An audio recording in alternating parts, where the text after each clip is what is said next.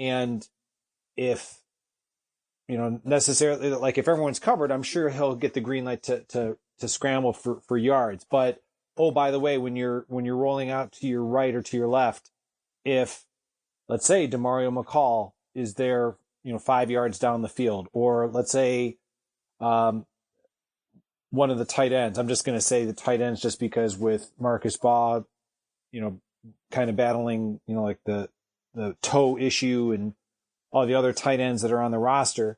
If one of the tight ends is available 5 to 7 yards down, instead of carrying it yourself, why not flip it to them? And it's almost the exact same thing as JT carrying the ball. I think that's what he would prefer. I think it would, that way, you're cutting down on the hits that JT Barrett is taking.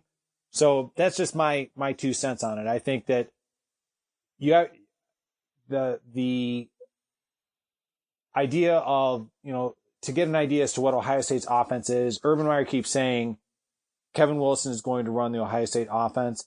I'm of the opinion, it still remains to be seen, but I'm still of the opinion, if you want to see what the Ohio State offense is going to look like, I think the best thing to do is, if at all possible, go back and look at what the Indiana offense looked like under Kevin Wilson and imagine as best as you can some kind of a merging of the two, because Kevin Wilson knows what he's doing. I think he's going to have a heck of a lot more input on that offense than a lot of people realize. So I think Urban Meyer is going to give him a lot more latitude than he has previous offensive coordinators, because of the fact that he is established, and cutting down on the runs of JT Barrett is not an indictment on JT Barrett, but more a reflection of what Kevin Wilson wants to do going forward. Well, and when I said, as far as what can we do to prevent him from running so much, how much was it that, we won't know until we're into the season, maybe towards the end of the season, to really get a true understanding. But how much of this was actually X play called, and he's supposed to hit a wide out down the field, but nobody's open, or he didn't have time, so he had to tuck the ball and run. Or not having the confidence in either his arm or hitting somebody that maybe had a little bit of a gap in order to be able to get the ball through. The confidence wasn't there. How much was that the coaching staff of last year, under the last 2 years? Exactly. And I think, that's why I kind of referred to it. It remains to be seen. But you're right. I think the offensive line issues, the wide receiver issues, the actual play call itself from the previous coaches. It's all a mixed bag of reasons why JT Barrett was running the ball more often than not. I think if they can get the offensive line solidified and establish a solid core of wide receivers, and as you said, I think, that the idea of kind of getting JT Barrett to be a little more confident and a lot more decisive with letting it rip, I think you'll see that he'll run the ball less. Yeah, and I remember going back to the 2014 season, when we first talked about on our show that we're expecting to see offense closer to that than what we've seen the last 2 years. I remember those plays where, there was nothing available downfield or anything, but say Zeke was just standing there and he just happened to turn around after, blocking his guy. And he just, JT just did like you shooting a basketball, just a little jump shot towards Zeke, over the top of the lineman for, a touchdown or a big gain or something. So, you have, that hopefully stuff like that available to where just the offense will be more explosive, just bottom line. I think we'll get a better idea after this coming weekend. There's the first official scrimmage. It's not open to the public, but I think when the media reports come out and the coaches talk about certain things, I think we'll get a better idea as to how everyone is progressing. Yeah, and I think one of the biggest things too is we'll have the depth chart, our first depth chart after this weekend. Correct. All right. We were talking about the offensive line and the state of the offensive line. I know these guys on Sons of Smiths were talking about it. Tony mentioned it on his show across the field.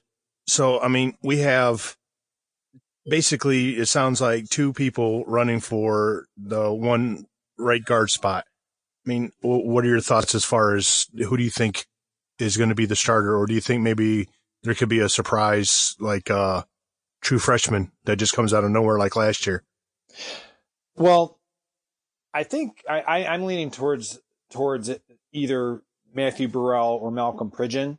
That's where I'm leaning, but that doesn't, as we just said a moment ago, I think we'll get a better idea when the depth chart comes out. I think it is a legitimate competition, a legitimate battle. It's nothing against any of the true freshmen. I know that Urban Meyer spoke very highly of Josh Myers and Wyatt Davis and Thayer Munford, and I'm sure that all those young men have bright futures. The reason why I would be suspicious at starting a true freshman at right guard is because at right tackle, Isaiah Prince needs to come back from, I don't want to say a disappointing season, but a challenging season. And I can't imagine he's going to be able to have any, like true sense of confidence if he has someone in there who has never played before. That's not to imply that any of those true freshman linemen that I just rattled off are not going to play this year. But I think realistically, at least, with Matthew Burrell, he's played at the college level. With Malcolm Pridgeon, yeah, it was at a junior college, but he's played at that level. I think my prediction is Matthew Burrell will be listed as the right guard after the scrimmage this coming weekend, but that certainly doesn't mean that that's set in stone. There's a lot of football practices to be had before now and when Ohio State travels to Bloomington on August 31st.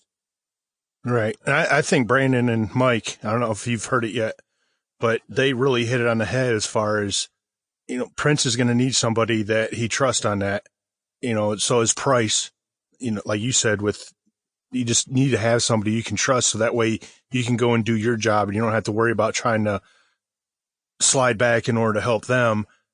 And the biggest thing probably is they're probably going to be getting a lot of help over on that right side for a couple of weeks with either a tight end or a running back, just in order to make sure that everything's, hunky-dory, basically.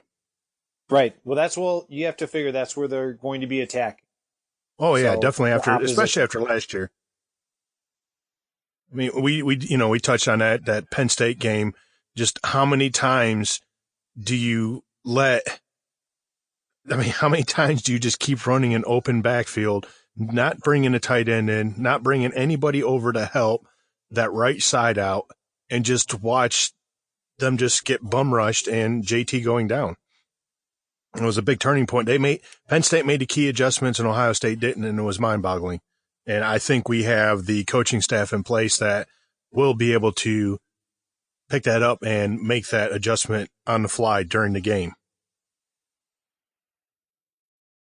So let's go over to the defensive side of the ball and let's talk about the secondary. Here we are again, another rebuilt secondary, which it's not as bad as it seems just based on the simple fact.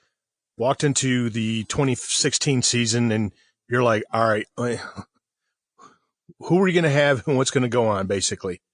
I mean, it's like everybody except for Conley left for the NFL. Well, Conley's gone. Now Lattimore's gone. Hooker's gone. But you have Damon Webb over there at the free safety spot. And then you have, what's his name? Denzel Ward? Yeah. But you have him as a cornerback. So, I mean, you're in good shape. You're not in great shape, but you're in pretty decent shape, only needing to figure out 2 of the 4 instead of was it 3 last year? So I mean, I'm hearing Eric Smith is getting a lot of reps with the ones. I don't know what your thoughts are as far as the strong safety position, and who do you feel has the upper hand, or who would you like to see take that spot? Well, it's not so much who I would like to see as much as I do believe Eric Smith probably is the front runner. A lot of people forget that when Ohio State signed Marshawn Lattimore and Eric Smith out of Cleveland Glenville years ago, that at the time when they committed to Ohio State, even though Marshawn Lattimore was highly touted, there were some people saying Eric Smith is actually the better player of the two, and there was kind of a high expectation for Eric Smith to make an impact. Now, he actually played a little bit on that national championship team, but he's kind of like his Glenville teammate. He suffered injuries, throughout most of his career. So it's not to say that he's not going to be able to maintain the job, but I'm sure that there's concern within the coaching staff that, let's hope that he stays injury free for his senior year. What I've been led to believe from some of the things that I've read is that the coaching staff, even if you're necessarily a starter, they're going to try to rotate Jordan Fuller and Eric Smith and Damon Webb interchangeably to keep them all fresh, to keep them all active, kind of on almost like the same way that Urban Meyer. I mean, I know it's a different position group. Jalen Holmes is technically not a starter at defensive end. He's never started a game at Ohio State at defensive end, but he's considered a starter by the coaching staff and Urban Meyer by the way he continually rotates in at defensive end. So my point being is, as far as like the safety spots, I wouldn't get too hung up on, okay, if Eric Smith is the first one out there, because don't be surprised if you see Jordan Fuller out there just as much throughout the course of the game as Eric Smith and Damon Webb. And as far as the other corner goes, I think Denzel Ward is a lock, but it wouldn't surprise me. Like Damon Arnett's probably the odds-on favorite. It wouldn't surprise me if Kendall Sheffield really pushes Damon Arnett for the other spot. And again, more of a rotation within the secondary. That's the beauty of the job that Greg Schiano and Kerry Combs have done with these defensive backs, not just last year, but the year previous. And it's also a big reason why the number of talented freshman defensive backs have signed up with Ohio State, because they've seen the results of being high NFL draft choices the last 2 years. They want to be a part of that. So I feel very good with the coaching staff and the talent that they have on hand. I just think having some experience back there with Damon Webb, with Denzel Ward, Damon Arnett's played, Eric Smith has played. I think they've got enough, not necessarily, veteran, but, a certain level of experience that I think will get that position group settled down very quickly. Did that transfer Sheffield, did he see the field at all for Alabama, or was he just a red shirt and then transferred out? From what I understand, he redshirted at Alabama, and then he, when he went to the junior college last year, he played. So he is, technically a redshirt sophomore, I believe. I don't have the roster in front of me because they usually break it down that way. So hypothetically, he could be a one and done for Ohio State in the sense of, because he would match that 3 years removed from high school. But I'm not entirely sure what his class designation is. They have him listed just as a sophomore. Okay. So take that as you will. Okay. But I know. Go ahead. Yeah, well, I was going to say, I know that he became disgruntled at Alabama having to redshirt. That's what led him to the junior college route. Yeah. I know that listening to our friend Claire Crawford, who will be with our boy, our man, our compadre, Joe Dexter on Oh Hell No, she was on Bill King's show today,